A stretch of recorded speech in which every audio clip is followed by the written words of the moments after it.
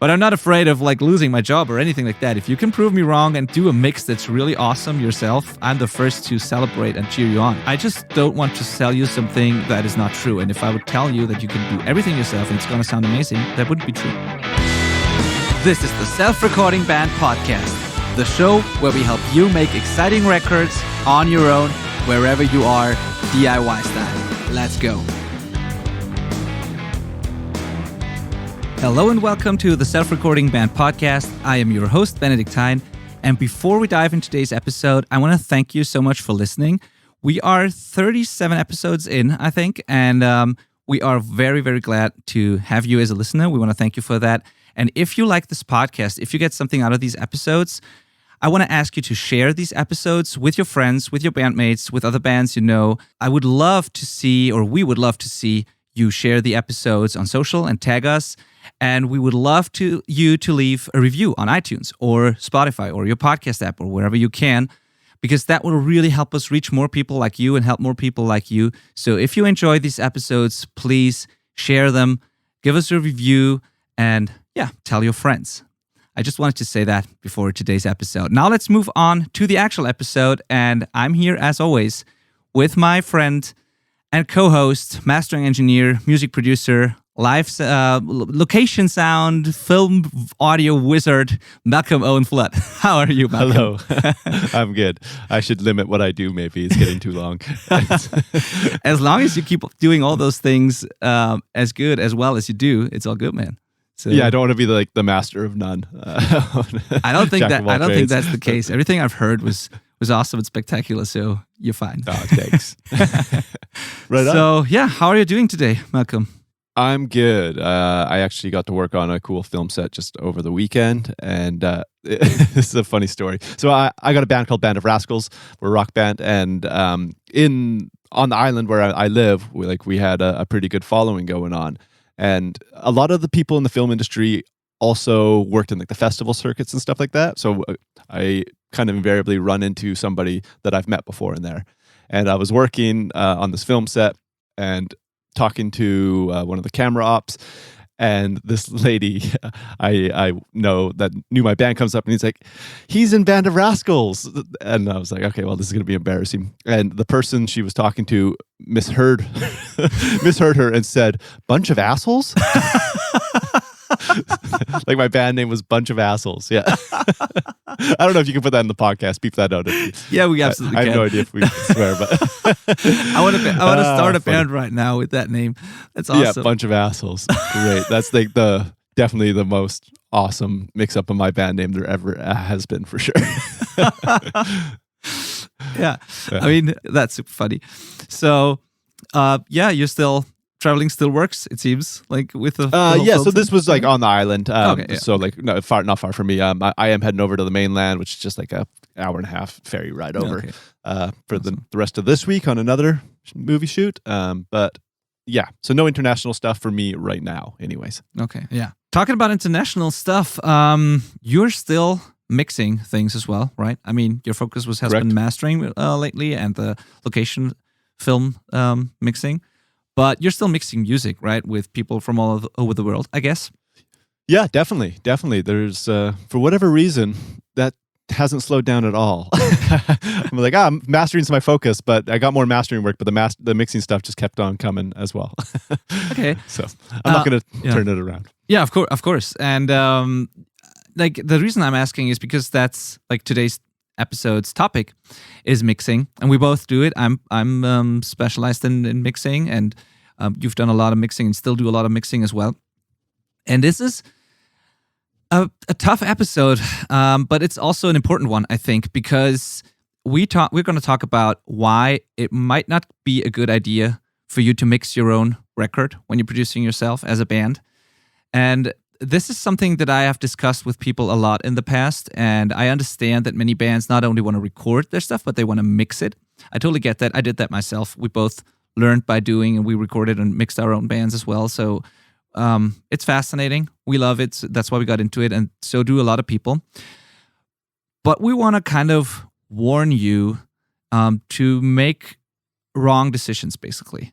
Because whether or not you should mix your record depends on a few things. And we want to talk about these things in this episode. We want to break down different scenarios and tell you when we think it is a good idea to mix and when we don't think it is a good idea to mix, and what you can do if you still want to improve as a mixer. You would still want to learn and improve your craft, but at the same time, do something good for your band and move your band forward and have success as a band and put out successful records.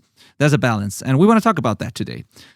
So, what are your main thoughts on this? What do you think when someone when you talk to a musician and they plan on recording and mixing and doing everything their own? Right. Yeah. Well, first off, I'm really glad we're doing this episode because I think it's something that both of us would have wanted when we were coming up. It would have been very useful knowledge. So, because ultimately, this podcast is trying to serve bands that are trying to make a record, not really people that are trying to become mixers. Although there's some overlap, obviously, in the skill set. Really, we're trying to help bands get their music recorded to a professional level themselves. So that's kind of the perspective we're taking with this. And mixing's a lot of fun. Like, we get it. It's very interesting. It's fun. There's so many cool tricks and stuff like that, and it can really transform the sound of something. So I understand everybody wanting to learn about it, and it is very popular. Invariably, if you get into recording, you're eventually going to start tinkering with mixing. But I think the distinction that we're going to be talking about a lot today is that there is a time to be experimenting, and there is a time to be handing it off to somebody else. And it all comes down to focusing on what you're actually trying to accomplish. In the case with this podcast, we're trying to help bands get the best value out of their music on a DIY scale. And we're going to talk about a few different scenarios on how that might look, because it's not a one-size-fits-all situation. Totally. And we think that's why we didn't focus so much or at all on mixing in this podcast and my whole platform, because we believe that if we would sell you the illusion that you could just magically do everything yourself and create a perfect sounding professional competitive record on your own as a musician just starting out, we would do you a disservice, because that would be a straight up lie, I think. That's just not possible. It is possible to learn mixing yourself. We've done it. I've done it. I've never learned it in a college or anything like that. I just did it, and over the years got better and eventually got professional results. So it is possible to learn it yourself, but it takes time and practice. And I would just lie to you if I told you, go record a record, mix it yourself, and it's going to sound awesome, because it won't. And it's not because you are like, your skills are bad, or it's just my mixes sounded bad for years, and so did everyone else's starting out. Mm-hmm. And so it's just something that takes a lot of experience and practice. So does producing, by the way. But we think that producing and recording is something that is more on the creative side of things, and especially with some guidance, you can create a basis, like you can create tracks and you can record exciting art that then can be shaped by someone with a more deep knowledge, technical knowledge, more experience, more trained ears, better monitoring environment. Like, all the detailed stuff should be done in a specific scenario, should be done by someone else. And that's why we think that combination of DIY recording plus professional mixing can absolutely work. And that's why we are talking about this. So that being said, what are the three different scenarios? So let's go through them. Because as Malcolm said, there's not a one size fits all. It totally depends on where you're at and where you want to go and who you want to become. So yeah, let's go through it. Okay, so here are the three scenarios that we're going to be talking about today. Number one is you want your band and record to succeed. That is so these are kind of mindsets and goals, that you want your band and record to succeed. Number two, you want to become a great mixer, and you don't really care about the success of that particular record or even your band. And number three, you want your band and record to succeed, and you want to become a great mixer. So you want your cake and to eat it too. Okay? So let's head back to number one, which was, again, you want your band and your record to succeed. That is, I think, what most people come to me wanting. Most my clients are in a band, and they want that band to take off, And even if they're not even taking it seriously, they still hope it happens. Yeah. Like that's the lottery ticket thing, and that's the lure of fame and touring for a living and playing big sold out shows, right? Is you want your band and your record to go just platinum. And if that is your goal, which is a great goal, you have to hire a mixer, I think. It's all okay. It comes down to, again, your goals. You want your band and record to succeed. So if you're sacrificing the quality of that product just so you can like have your ego fix of mixing your album, you're really gonna be ruining your band's chances of success with that record. You're kind of the bottleneck that's standing in the way of letting it kind of stream out full speed. Yes, totally agreed. And it's easy to back that up with like actual with like what it looks like if you look at successful records and releases, because there's a lot of self-produced stuff out there these days, especially in the electronic world, but also in the band rock world. But I can't think of a single record or song that's been really successful that was just mixed by the band themselves without like them having an experienced engineer in the band or anything. Like it just doesn't happen. There's a lot of self-produced stuff, but that self-produced stuff almost, or like to my knowledge, always goes through the hands of an experienced mixing and mastering engineer. Even if you take something like Billie Eilish or some genius self-producing home recording, geniuses basically, even that went through the hands of an experienced mixer. And there's a reason for it. And it's like, I don't think you're doing yourself a favor. Like you do yourself a disservice if you try to do it yourself. Just as Malcolm just said, it's like, yeah, that's really all I can say about it. I don't know how that would even be possible, to be honest. I mean, maybe, and please prove me wrong. I'd love to see something completely DIY being super successful.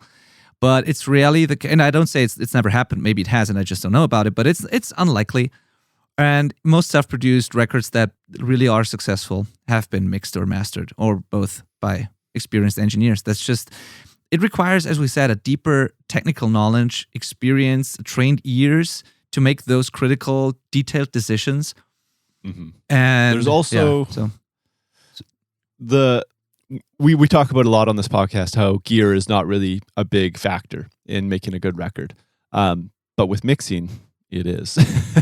Yes. Like you really need some truly expensive speakers to really hear what's going on. You have to have a very controlled and well-treated room.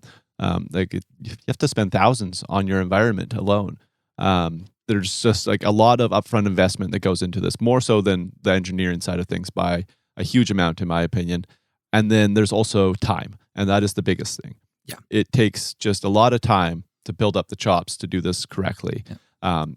The like confidence, the kind of understanding of the like different elements you're recording, because everybody hits gold every once in a while, but it has to be a recreatable thing. So if you're mixing a whole album, you can't have one song that happens to sound good despite you, right? It all has to sound good. So it's going to take years and years to get there. And in this scenario, you want your band and record to succeed. How long are you willing to wait for that? Right? Are you willing to like have your band tank for 5 years because all the albums sound crappy until you finally figure it out and build up this good little mixing room in your studio? Like, it's just not a realistic way to go about it. So scenario one, you got to hire a pro. Yeah. One little pushback here, and that is, there are records that have been mixed on headphones only or with like crappy speakers for sure. But that's true. But again, most of those people who do that, if you're talking about like someone like Andrew Sheps or Nolly or some people that are famous for mixing great records on headphones.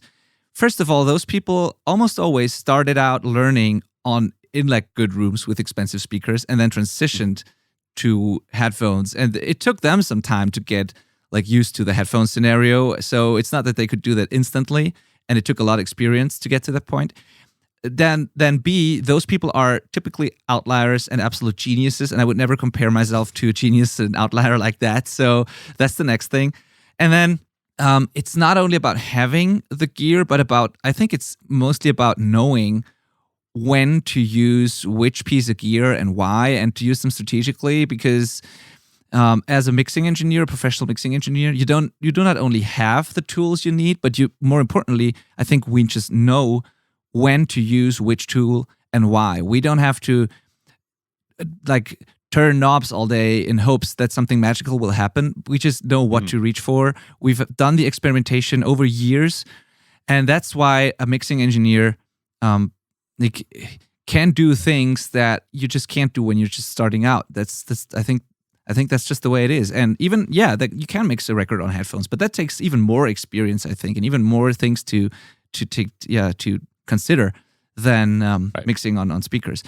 And what you just said, Malcolm, with like your band tanking for years before you finally get to the professional sounding record.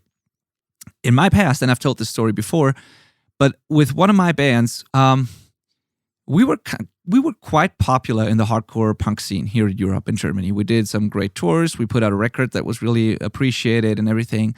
But the thing was, I was too stubborn and I was totally into the whole DIY culture, which is part of hardcore punk and all that, like the DIY thing. So we just wanted to do everything ourselves. I wanted to learn how to become a mixer. I wanted to do the records ourselves. We loved what we were doing. It was just fun. So I mixed the records myself, and we were kind of successful. We got into a label that we really liked. They put out the record, all good. But when I listen to all those records today, I'm 100% sure, I'm 100% convinced that those records would have been much more successful and even more appreciated, and it would have been way better for our band if we would have just hired a mixing engineer. Because those records don't sound great. They are cool records, and I still enjoy listening to them, but I was just not good enough yet. But I insisted on doing it. We all enjoyed it, and we thought it's cool to do it ourselves. But like the reality is, it could have sounded much, much better. So I wish someone had told me that back then, and I wish we would have come up with some budget to do that. But we didn't want to do it, and that's the reality. That's the result we got. So I know from experience that it just took years, and that I made some records that are not as good as they could be. Yeah. Now on the opposite side of that, my band, I mixed the first album for our band, and at that point in my career, I did it good enough.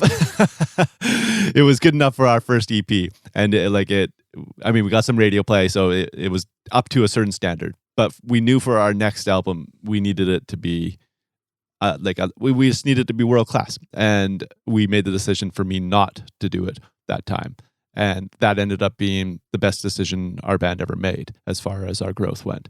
We had this little scenario topic that we're having right now. Like, what do we want? We want our band and record to succeed. I don't think I can 100% say that I would be able to get it there at that point in my career. I don't think I would have been able to mix it and record it the way we wanted it.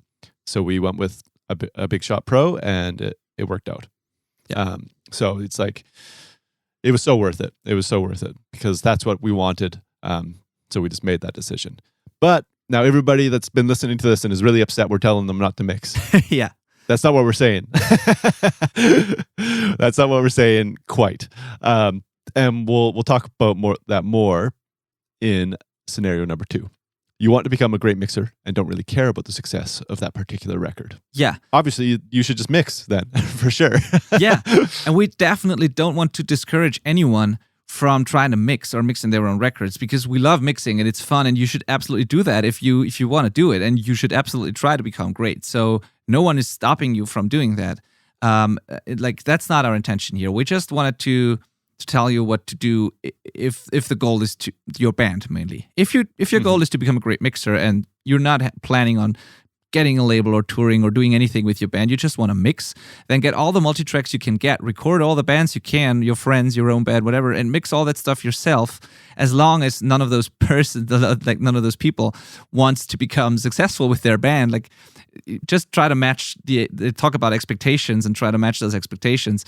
But if that's all good and everyone's happy with whatever the outcome is, then just mix by all means. Do it. Definitely. And now going back to scenario 1 just a little bit, you should still mix those tracks. Like if you're like on the fence of hiring somebody or mixing it yourself, in scenario 1, you should totally hire somebody that's a pro. But you should still do it for yourself to practice. You now have a chance to compare yourself against the best. So which is pretty much deep dive right into scenario number 3. You want your band and record to succeed, and you want to become a great mixer. Yeah, so that's what I just said. You still should hire somebody for sure, and then you should also do your own mix. And you know what? If your mix is better, use it. Like nothing's stopping you. You just like now you have 2 options. What could be better? And again, like we said, you're going to learn so much by doing a mix and then comparing it to what this pro did. Like there's no faster way to learn mixing than to just get a slap in the face by like, oh my God, it could have been this good. Like, how did he get it there? And you start listening and really learning and dissecting. And, you could probably even ask the mixer and be like, how did you do this with the guitars or the drums or whatever? There's such an opportunity there that, yeah, you should totally do that. I think you should do both in any case because mixing is fun. But if you're not interested in mixing, just hire somebody. Totally. Like I agree with everything you just said. And that's basically exactly what I should have done back then. Like I wanted to become a mixer really bad, so I thought I should mix my own records. But I should have hired someone and still mixed it and then compare and then ask questions and learn that way. That's really the fastest way. If you hire someone cool, they'll probably be open to at least answering some questions, and even if not, by just comparing and trying to beat the mix you got, you're gonna learn so much. And like, if you're wondering whether we're right or wrong with what we're saying here, that's the best way to find out. Like, I mean, if you're not sure if that's true, what we're saying, just pick one song out of your next record. You don't have to have the whole record mixed to start with. Just pick one song, hire a mixer to mix it. It's not that expensive. You can afford having one song mixed. Like if you're 5 people in the band, paying a couple of $100 or whatever, even I don't know what it will cost you depending on who you are going to hire, but it's going to be affordable for having one song mixed. Just do that and then compare it to your mix and then decide what is better. And if you can beat it, do your record yourself. If you can't beat it, hire someone. So you don't have to take our word. Just try it. Try it out and see.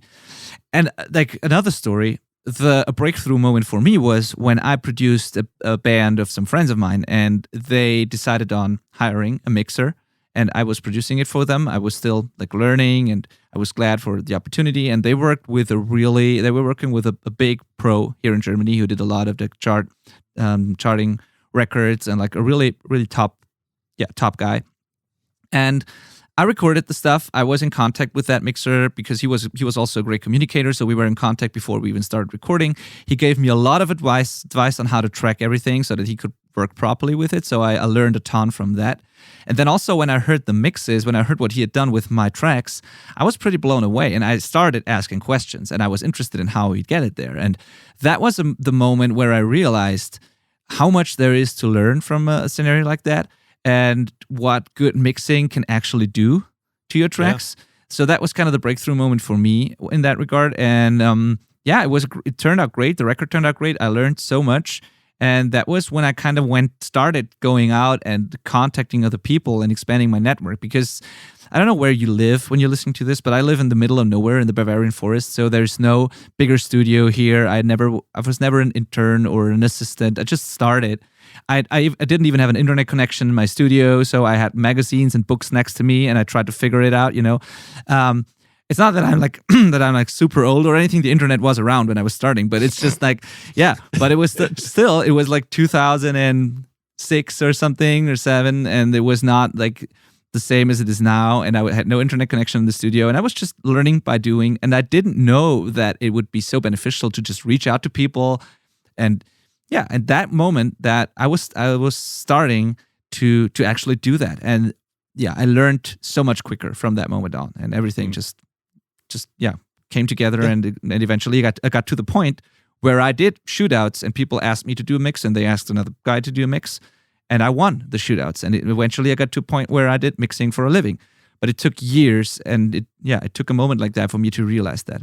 Yeah, interesting little correlation I'm kind of discovering right now. Is that from my kind of arc as becoming a mixer, the worse I was, the less I was asking questions and learning from other people. And now, like I've been doing this for a long time, I've had some great success, been very fortunate. I think we both have. I'm asking more questions and reaching out to other mixers daily. Yes. Like yes. every single day I'm Yes. talking with somebody about something, and I get people sending me their mixes. I'm sending my mixes to people.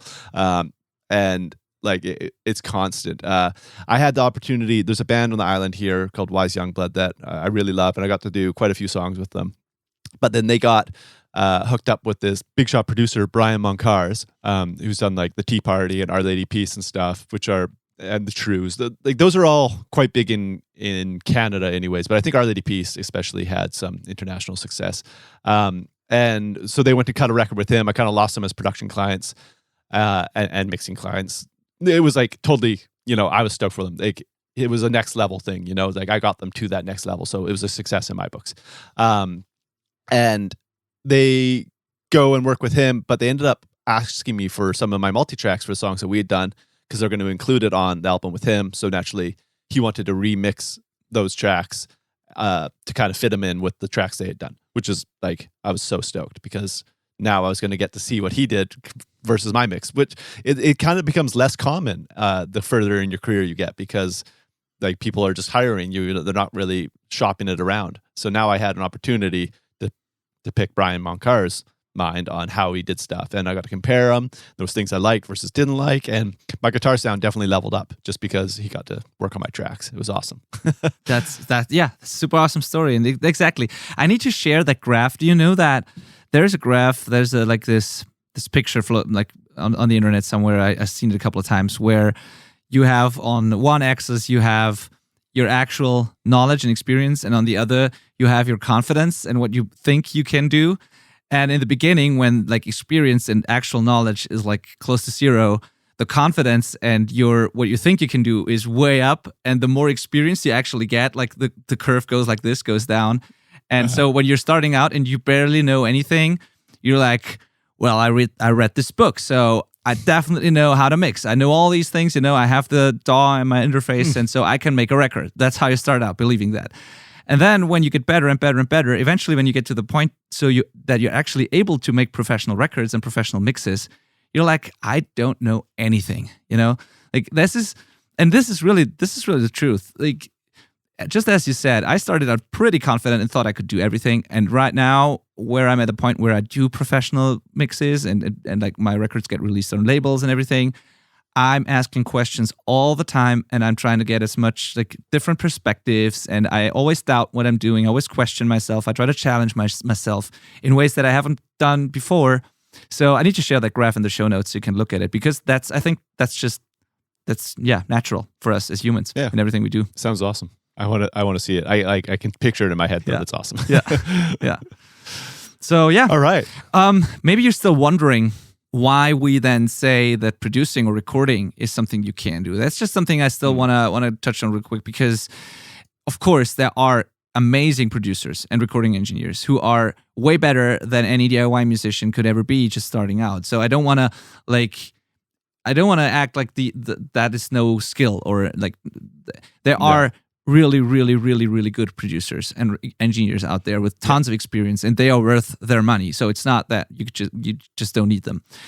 No, we don't want to devalue that craft at all, because it is mastery what some people can accomplish. But I think the minimum viable product is much easier to achieve in the world of engineering than it is in mixing. Yeah, and I think that producing and capturing tracks and magic moments is a more creative thing with less rules. And I think if you are a musician, a creative person, if you can write songs, and if you I think you are able to capture something that can be turned into something that sounds great. I'm just convinced. You don't need to know all the details in order to record properly. I mean, back in the day, that was more of a challenge, because just setting up a tape machine and everything was just you needed to have engineering skills, real engineering skills. And nowadays, as long as you know some basic rules and some basic techniques, capturing something without distortion, noise, and clipping and everything is not that hard. And everything else is up to your creativity. There is no rules. And especially with some guidance and some outside perspective, you can do it. You can really do it. There's still some learning involved. That's why we're doing this. That's why we're trying to help you. But you can do it. It's just a more detailed things that come after this that are just more difficult. So yeah, again, if you have the budget, if all you care about is the success of your band, go do everything with a pro. Go hire a producer and or work out some co-producing deal or whatever. But like that's the best way to go. But then again, if you want to do it yourself, if there's something you want to do yourself, it's going to be producing and recording, and just leave the mixing to pro. I just want to say that. And it's not to devalue any producer or engineer, not at all. But I think it's possible. And more importantly, it's been proven to be possible because it happens all the time these days. So yeah, it happens all the time. And I think it's becoming almost an essential skill for the modern musician, which is how the music industry is developing. Yes. And how the tools are developing. Yes. They're just making it easier and easier for us, right? Yeah. And I think that's a great thing, by the way. So people always ask, so aren't you afraid that like you're going to lose your job because everyone's doing everything themselves? No, I'm not. And I wouldn't even be afraid if people would start to mix everything themselves. Because I just think it's a beautiful thing that more and more people can record their music and their art and release it to the world. It's a great thing. We all benefit from that. We can all learn from that. Every once in a while, new people come up learning something a completely different way, and then we all can learn from their experience because they just have a different perspective on it. So I think it's an overall great thing. And yeah, I'm always encouraging people to do that sort of stuff. I just don't want to sell you something that is not true. And if I would tell you that you can do everything yourself and it's going to sound amazing, that wouldn't be true. So, but I'm not afraid of like losing my job or anything like that. If you can prove me wrong and like do a mix that's really awesome yourself, I'm the first to celebrate and cheer you on. Yeah. There's a guy that we both listen to on the URM podcast, A.L. Levy, and he always says there's infinite room at the top of the shelf. And that's so true. So if you can get to the top of the shelf, you're welcome. Like hang out as long as you want. It's awesome. I think we should just quickly run through those three again. There was number one, you want your band and your record to succeed. And our advice, don't mix it yourself. Hire somebody else. Number two, you want to become a great mixer and you don't really care about the success of your band or that particular record. Then mix away, mix to your heart's desire. Have everybody in the band do a mix if you want, whatever. Yeah. And then number three, you want your band and record to succeed and you want to become a great mixer. In which case the answer is both. You should totally do both. And I think you should do both in scenario one as well, just because it's fun. But if you don't find mixing fun, but there are those people. I've had those type of clients as well who just say, I just don't want to deal with anything technical. I just want to do the bare minimum. I want to throw up some mics, record my stuff, and then I'm glad if someone else takes over. So if you're that type of person, don't bother mixing, of course. Yeah. And you know what? That's an interesting point because there's actually people like that even on the engineering side of things where they just want to do the bare minimum on the engineering side. And that's totally fine. Like I know a fellow who just will like record an acoustic guitar and maybe a vocal and maybe one other instrument, like a little lead lick so that the idea's down. And then he wants everything else done for him. Add the drums, add the bass, add all of this kind of thing. There's varying degrees of how much you have to do. And really, it's just as much as you want. Yeah. You don't have to do any more. Yeah, exactly. All right. And then there's one more thing we need to talk about. If scenario 1 or 3 is you. So if you are ready to hire someone because you want your band and record to succeed, it's very important, and we just gotta say something about this. It's very important you hire the right mixer, a good mixer, because you won't it's not worth the money if you decide, okay, we will hire one because Benny or Malcolm said we should hire a mixer, but we don't really want to spend a lot of money still, so we're just gonna go with the cheapest option. So we didn't do it ourselves, and we're all good. You're probably not, and it's gonna probably be a waste of money, even if it's not much money, because there's no point in hiring someone that can do something that's not really better than what you could have done yourself. So it's not so super expensive, depending on how many songs you do, especially, and every project's different. But if you're doing it, do it right. Do it right. And I don't say you have to pick the most expensive one either. Just pick the right one. Pick one that gets your genre. Pick one who you can communicate with and where the chemistry is just right. That's super important as well. if you just don't like the person, they can be a great mixer, but it's just not worth dealing with such a person then. And if just find the right persons, find someone you are confident in and who can give you the results you want, who can deliver on time, on budget, and with give you exactly what you're going for. And that is very, very crucial. And I've seen this go wrong so many times. I've seen people come to me after trying various mixers and finally realizing we should have gone with a good mixer in the first place. So they wasted a bunch of money. And I don't want you to be that. Yeah. There's 3 main things I would consider when looking for your mixer. I run a podcast called Your Band Sucks at Business, and there's a quick tie into this. So the 3 things that I would suggest you look at when hiring a mixer is the product. So what does their work sound like? That'll give you a general idea of what you can expect with yours. Of course, it's always going to be different with the different tracks you're providing them and all of that, but you'll get a really good idea of what their baseline standard quality is, and if it fits your genre and vision and sound.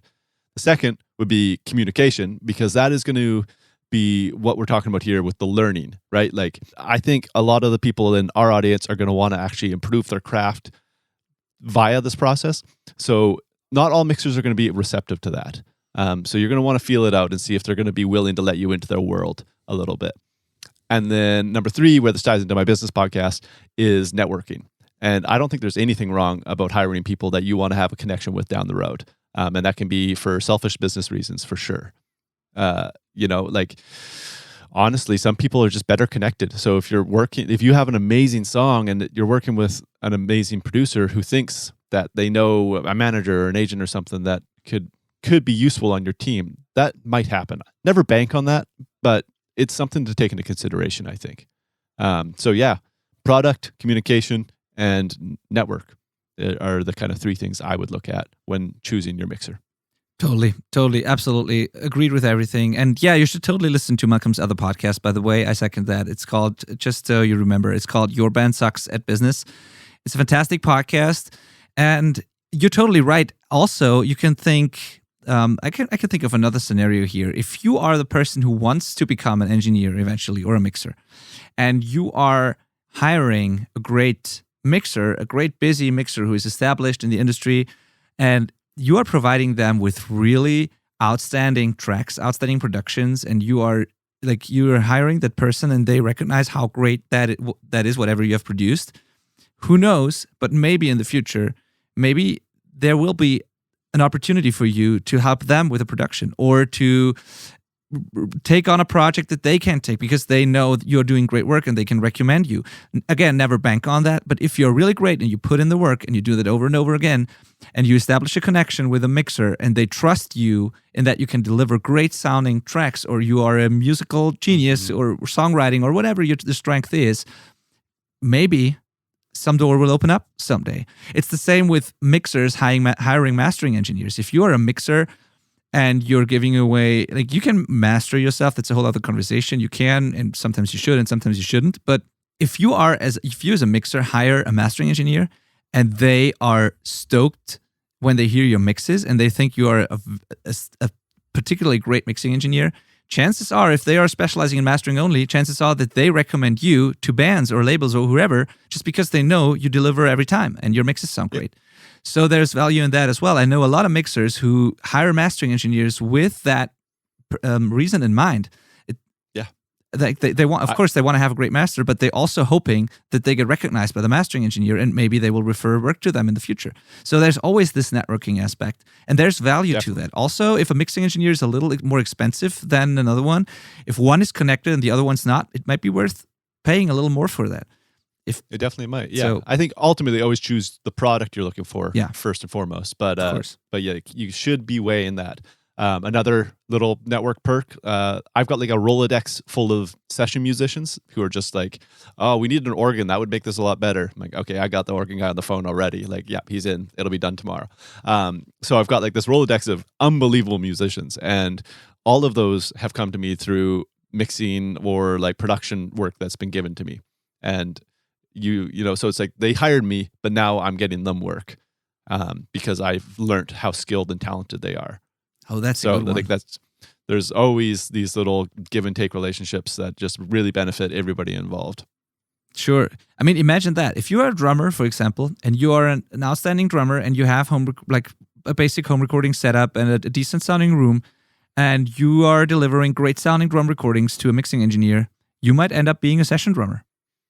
Could totally be. There are a lot of these people out there right now. I know a lot of people in my network who do exactly that. They have a setup at home with some options to choose from when it comes to drums and mics and everything, but they basically have it all wired up all the time, ready to go. And they get calls to record drums for a certain song, and they just do that, deliver it, and they drum on all kinds of records from their home. Yeah. So you could be that if that's something you would like to do. And that will never happen if you never connect with other professionals in the industry. So if you're doing everything yourself, don't expect anyone to come back to you with work, you know? Yeah. Hit us back with questions, as always. If there's Please. anything not unclear, or if you feel like we missed something, or if you want to show us your mixes, and if you just started and you can beat professional mixes right away, please show us. I'd love to be proven wrong here. But yeah, let us know if you got something out of this episode. And let us also know if you think we're full of crap. Please do. And hire us both for mixing and mastering your album. Yeah, exactly. Yeah, that's it for today. Great. Okay. Well, we'll see you next week as always. Yes. Thank you for listening. Bye.